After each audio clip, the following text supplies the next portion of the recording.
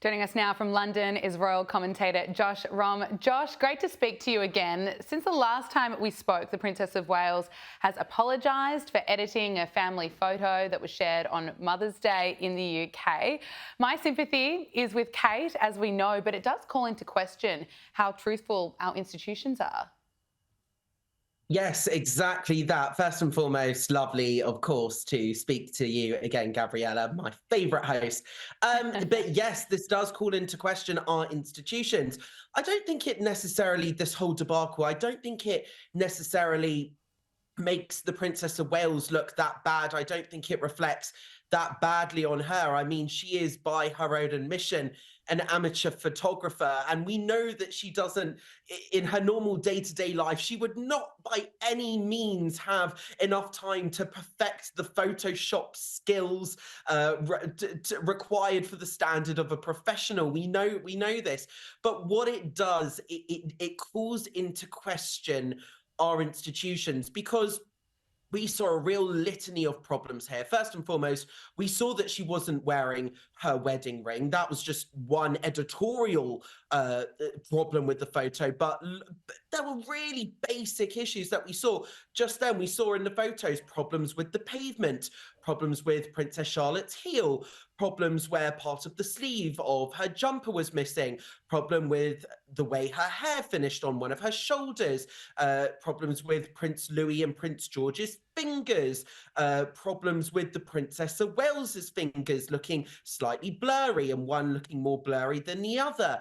There was a whole litany of problems here that were discovered not just by the photo agencies, but by fans. And this was an official photograph released by the palace. So I think it calls into question a number of things. Number one, what was the Princess of Wales, by her own admission, an amateur photographer, doing, being allowed to tamper or edit with official portraits? Two, this was an official portrait released on an official occasion celebrated by the country. So why was there not proper scrutiny given to this particular portrait, bearing in mind the princess herself edited it, bearing in mind, due to this vacuum that's been created by the palace themselves, by not commenting publicly on or giving us constant updates for the Princess of Wales's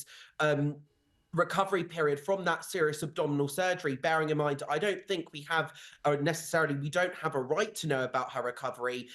We know that the Prince and Princess of Wales are very private people. Medical information, unless this is absolutely necessary, should absolutely be kept private, and that is absolutely her prerogative. But what this shows, it shows that the palace have created a vacuum which has allowed conspiracy theories and all sorts of deranged nonsense to absolutely flow online about the Princess of Wales and her recovery. So this is a problem created by the palace themselves. This is a massive own goal. And it means that any action of the Prince and Princess of Wales would, of course, be under higher scrutiny than usual. So why wasn't this photo put under higher scrutiny? And last but not least, you know, we had American journalists making a joke about this and asking the White House press secretary if they have edited any of the president's pictures. This has made Kensington Palace look like an absolute laughingstock on the world stage.